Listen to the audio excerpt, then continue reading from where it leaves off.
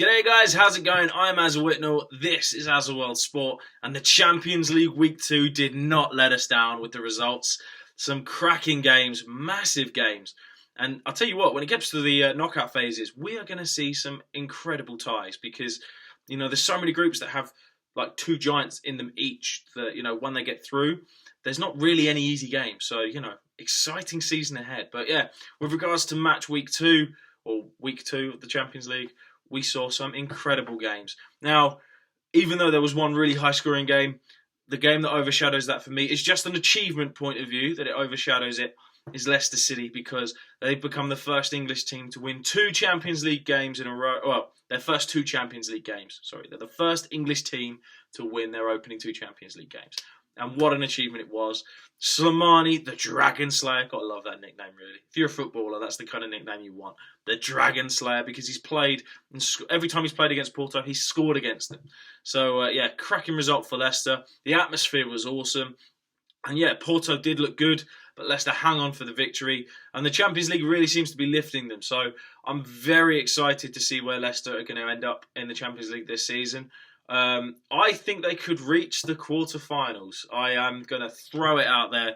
Quarterfinals, maybe even the semi-finals. I said this when I predicted the group. I had a lot of people commenting saying, do you really think they're going to beat someone like Porto? And I said, I just feel like Leicester could really rise to the occasion because last year they did in the Premier League. There was something about the Premier League last year that Leicester rose to. They may not be doing it this year in the Premier League, but that Champions League music, as Ranieri said, that Champions League opening theme music really seems to be having an effect on the players. And we're seeing that in the results they're getting and the performances they're putting on. And, they defended resolutely. They got a little bit lucky at times. But at the end of the day, they got over the finishing line. Now they've got that first home win. Who knows where they could go from here? It's going to be very interesting to see what happens when they go to Porto because I think either one of 2 things are going to happen. Porto are really going to go for it. And I think they could win in quite amazing fashion. And when I say amazing fashion, I just mean like good overall performance and Leicester could see defeat there or Leicester could put in a really good defensive display. Obviously try and hit Porto on the counter-attack as they kind of normally do with teams and either come away with a point or maybe like a 1-0 win again. But, we'll wait and see. But, great result for Leicester. It's really good to see them getting or doing so well in the Champions League. So, great start there.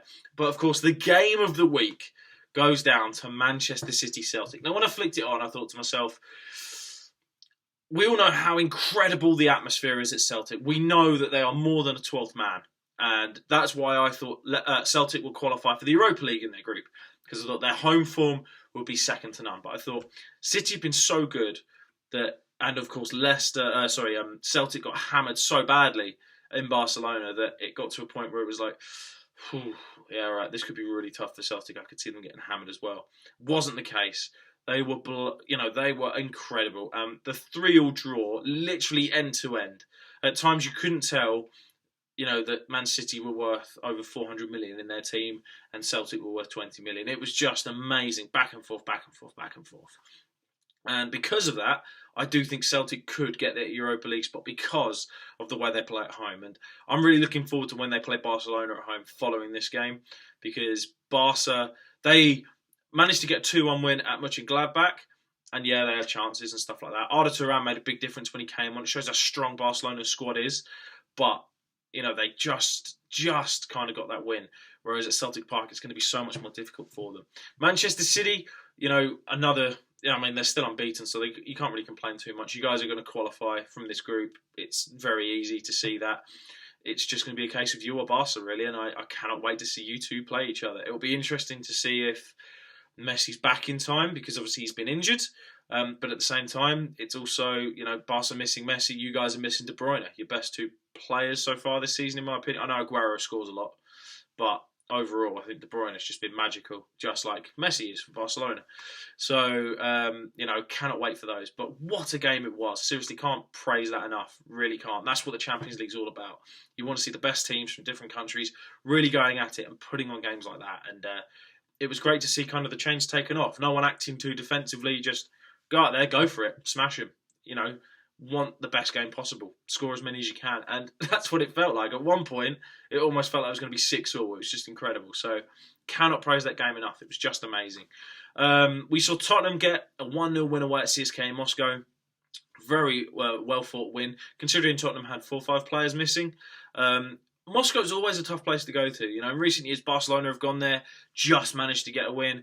Bayern Munich have gone there and just managed to get a win. Man United struggled against them last year. So, you know, they are an interesting team to play because they always give you a tough game, especially when they're playing at home. But Tottenham came through that. Son, again, in magical form so far this season. He looks I mean, it's hard to sum up how good he is, really, in that team at the moment. Because with Kane missing, he can slot in. He can either play out wide, he can play just off the striker, or he can be that main striker. And of course, the goal came when he went up as that main striker. So, you know, he is becoming such an integral part of that Tottenham team. And it's great to see that there is someone there to take that reliance off of someone like Kane or Ali. So it's, you know, or Eriksen as well. So it is great to see that Son is continuing that great goal scoring form. And yeah, they got a little bit fortuitous with the goal, but a win's a win. You guys are off the mark for the Champions League this season, and hopefully Tottenham can push on and really crack on and get through this group now. So, you know, fingers crossed. We saw Arsenal destroy Basel, really, at the Emirates. I mean, Theo Walcott, 2 more goals to his name. Great start for the season. And yeah, it'll be interesting to see where Walcott goes from here. Sanchez had a bit of an off night in front of goal. I mean, he was fantastic again. Just couldn't quite get the ball in the back of the net. But great win for Arsenal. There's not really too much more to say than that. It was great to see them destroy someone. And I think Arsenal are going to easily qualify through this group. We saw PSG in their group as well. Win 3-1 away from home at Ludogorets. Cavani with a couple of goals there. It's going to be down to that game at the Emirates for me. Whoever wins or whoever comes away with the points between Arsenal and PSG when they play at the Emirates is going to win this group. And at the moment, I fancy Arsenal because PSG, they're struggling a little bit this season in terms of their league form. I know they got a win away at Ludogorets, but you would expect that, to be honest with you, wouldn't you? So, you know, that's the way it is. One of the other big games from the Champions League this week was Borussia Dortmund versus Real Madrid. Again, another cracking game. Ended 2-2. Ronaldo back on the score sheet. And after the weekend where we saw him throw a little bit of a strop because he was taken off for tactical reasons for the first time in his Real Madrid career, you know, it's great to see that when he scored, he went up and celebrated with Zinedine Zidane. So you can see that there's clearly respect there. He understands what Zidane's trying to do with him. And hopefully it's going to benefit him. And, you know, it's another season where Ronaldo shines in Europe. You know, he's Madrid's front man, and every time someone doubts him and you wonder whether or not this could be the end, because obviously he's getting on a little bit now, he comes back up with a piece of magic and that's it. But Dortmund are my dark horses for this year's Champions League. Again, kind of what I just said with Arsenal versus PSG. With Real Madrid Dortmund, for me, it's whoever wins that game at the Bernabeu as to who's going to finish top of the group. But, you know, if you finish second in that group, then I still don't think that makes you any more of a weaker team to potentially go on and win it. I think either Dortmund or Madrid could win the tournament this season.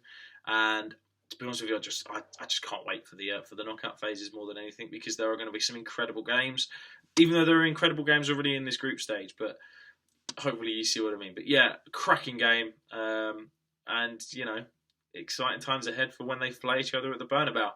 Another monstrous game from the Champions League this week was we saw Atletico Madrid and Bayern Munich play. Now, Atletico knocked Bayern Munich out of the Champions League last year, and they beat them this week as well, 1-0 in Madrid.